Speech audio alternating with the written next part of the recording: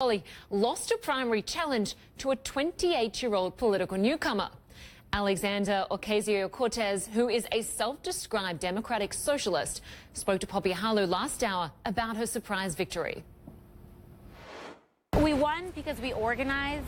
We won because I think we had a very clear winning message, and we took that message to doors that had never been knocked on before.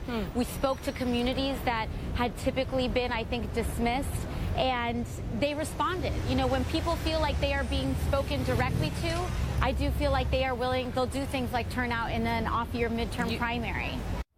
Well, Dan America is in Washington for more on this, and this was an incredible victory. This is a 28-year-old who had less than a tenth of the funding that her opponent had, who is a veteran Democrat. How did this happen? I mean, she really went after him on a number of different fronts, not only as a new generation of leaders, but she also went after him on race bases as well. She is a Latina. She is in a district that is now majority minority, and that worked to her favor as well. But in the end, what really helped her is that she caught fire at the right time, backed by the left of the Democratic Party, and caught Joe Crowley by surprise. He's a very powerful member of Congress, and it's hard to overstate how significant this loss is to the landscape of Democrats in the House. Joe Crowley was the number 4 in the House. It was assumed that if Nancy Pelosi were to step down after the 2018 election, Joe Crowley would be the rightful heir, or certainly a large possibility to step in for her as minority or majority leader in the House of Representatives. And that is no longer. He will no longer be a member of the House of Representatives after this session, which is a remarkable occurrence. And it's important also to note that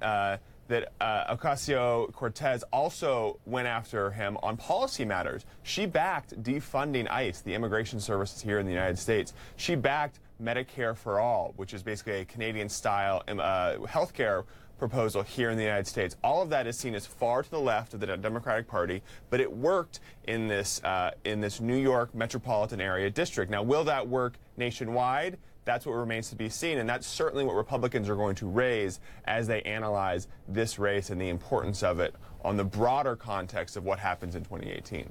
It is fascinating to think that that is far to the left here in the U.S., where universal health care in the developed world happens in every country. I want to ask you also about what you said about Donald Trump. She said, I would support impeachment, and she said we have the grounds to do it. Is that at all surprising, given she used to work for Bernie Sanders, or can we expect most Democrats to push towards that?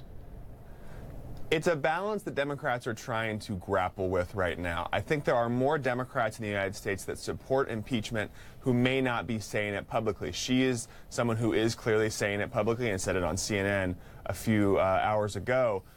But many Democrats are holding that inside and not talking about that because they think that's a bludgeon that Republicans can use against Democrats in 2018. If Republicans think that this election is all about impeaching Donald Trump, there's a high likelihood that more of Donald Trump's supporters turn out to support him in the 2018 election. And so that's why you're going to see some Democrats kind of scale back the impeachment talk, not talk about getting rid of this president, more talking about what he's doing in office and what they disagree with.